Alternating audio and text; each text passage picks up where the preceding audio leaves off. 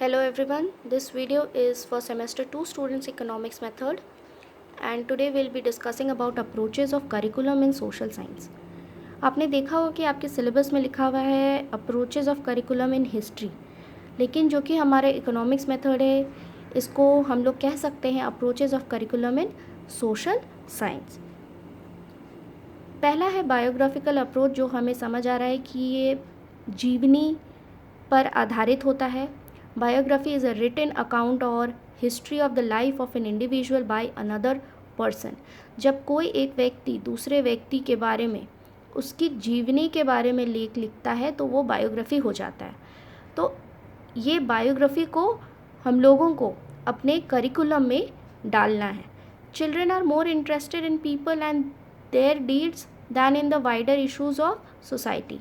सो ये माना गया कि बच्चों को ज़्यादा इंटरेस्ट रहता है किसी व्यक्ति पे और उसने क्या किया है, रादर देन कि सोसाइटी में क्या एक्टिविटीज़ चल रहा होता है। Helps in motives and activities of social groups to which an individual belongs. तो जिस व्यक्ति के बारे में हम लोग पढ़ रहे हैं वो किस सामाजिक समूह का हिस्सा है और उस समूह का क्या उद्देश्य है और क्या क्रियाकलाप में वो शामिल होते हैं, उसके बारे में भी सीखना है।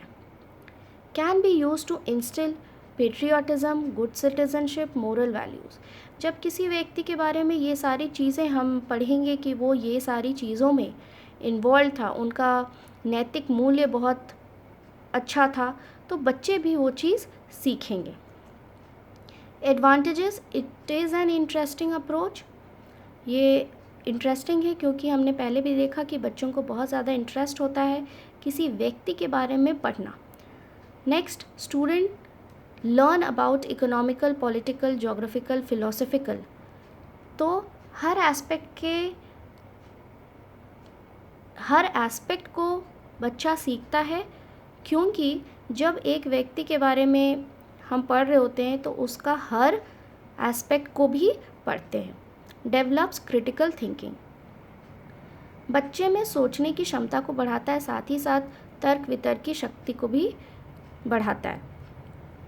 जैसे एक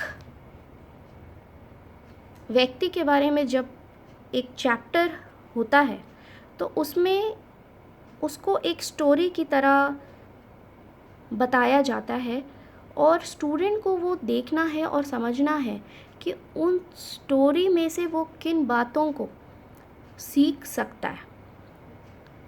disadvantages, it can not be used exclusively. सिर्फ अकेले इसी अप्रोच को पढ़ाने के लिए नहीं इस्तेमाल किया जा सकता है। The teacher must be able to help students to learn from every aspect of chapter. जो हम लोगों ने अभी ऊपर डिस्कस किया पॉइंट में कि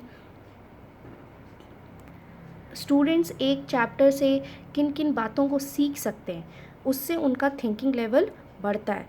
यहाँ टीचर का भी रोल है कि टीचर बच्चों को मदद करे कि वो उस चैप्टर से हर एक एस्पेक्ट को बच्चों तक पहुँचाए। Student becomes judgemental about individual. बहुत बार ऐसा देखा गया है कि किसी एक व्यक्ति के प्रति स्टूडेंट्स का इंटरेस्ट कम होना कारण हो सकता है कि वो पढ़ना ना चाहे और थोड़ा सा जजमेंटल हो जाए। साथ ही साथ ऐसा भी होता है कि कभी किसी व्यक्ति के बारे में उन्होंने जब उनका जीवनी जाना तो वो जजमेंटल हो जाते हैं, जज करते हैं, उनका मूल्यांकन करते हैं और कुछ सीख नहीं पाते। नेक्स्ट है क्रोनोलॉजिकल अप्रोच, जिसको हम लोग काल अनुक्रमित भी कहते हैं। तो जैसा समझ आ रहा है नाम से ही कि हम लोग सीक्वेंस में पढ़ाई करेंगे, या सिंपल, इससे भी सिंपल डेट वाइज पढ़ाई करेंगे। जो पहले डेट हो चुका है उसको पहले पढ़ेंगे और जो बाद में डेट आया है उसको बाद में पढ़ेंगे। When we think of chronology we need to think of timelines, sequence order beginning moving from BC to AD. BC before Christ और AD होता है जो कि हम लोग यूजुअली बोलते हैं आफ्टर डेथ, लेकिन वो आफ्टर डेथ नहीं है, उसको बोलते हैं एनो डोमिनो, जिसका मतलब होता है in the year of Lord.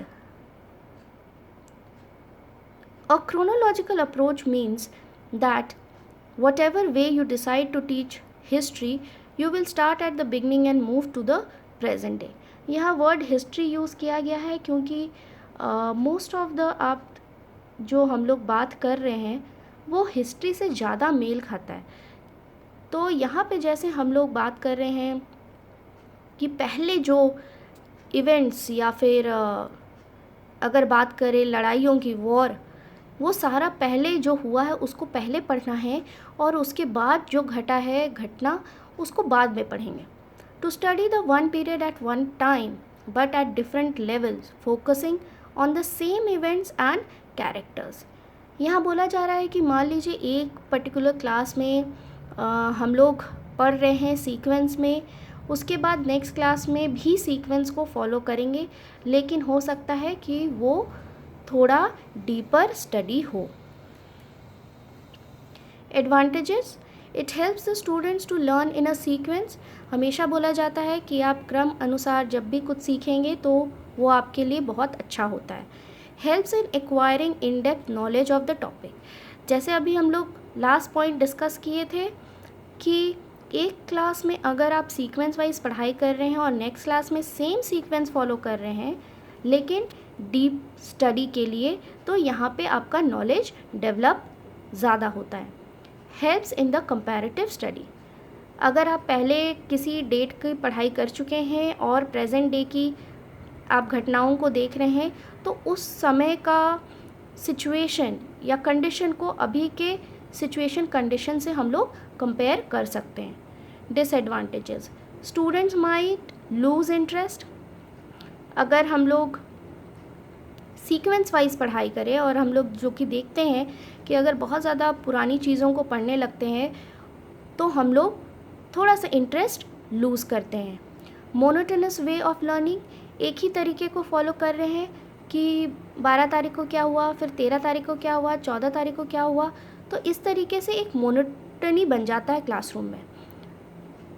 Might create a gap between first and present chapter. मान लीजिए जो हम लोग सीक्वेंस में पढ़ाई कर रहे हैं, अगर क्लास 1 में हम लोगों ने कुछ पढ़ा है और क्लास 10th में प्रेजेंट सिनेरियो को पढ़ रहे हैं तो बहुत ज़्यादा वो गैप क्रिएट हो जाता है और हो सकता है कि वो कनेक्टिविटी लिंक टूट जाए. थर्ड है कंसेंट्रिक अप्रोच. कंसेंट्रिक अप्रोच जिसको हम लोग कहते हैं संकेंद्रित दृष्टिकोण भी हो सकता है. In concentric approach knowledge is widened slowly and steadily.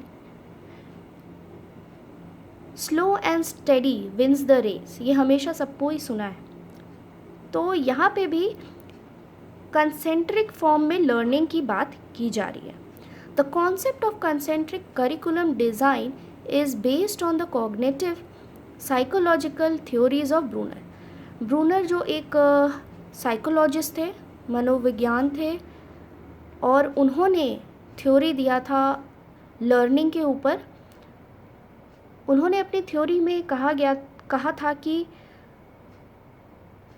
एक पॉइंट है, उसके बाद एक सर्कल है, उसके बाद एक बड़ा सर्कल है, ऐसे सर्कल बढ़ता है. तो उन्होंने फोकस किया था बेसिकली छोटे बच्चे जब पढ़ाई शुरू करते हैं तो वो खेल खेल के चीज़ों को देखकर सीखते हैं. उसके बाद फिर वो इमेज को पहचानना शुरू करते हैं. इमेज को पहचानने के बाद फिर वो पढ़ना शुरू करते हैं. तो इस तरीके से जब लर्निंग होगा तो वो बेहतर सीख पाएगा. तो यहाँ पे भी वही बोला गया है कि पहले स्टूडेंट को बेसिक थिंग सिखाया जाए. बेसिक थिंग्स सीखने के बाद उसको थोड़ा लर्निंग को इलैबोरेट करना है और उसके बाद डीपर स्टडी के तरफ जाना है. तो इससे क्या होगा, बच्चे बेहतर इस चीज़ को सीख पाएंगे. Concentric approach is continuous step by step.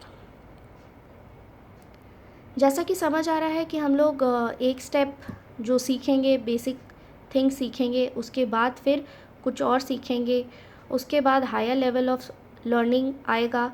तो इस तरीके से स्टेप बाय स्टेप लर्निंग चलता है।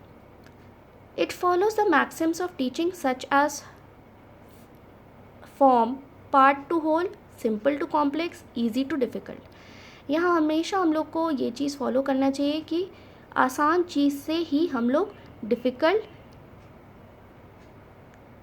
की तरफ जाए, सिंपल टू कॉम्प्लेक्स या फिर पार्ट टू होल।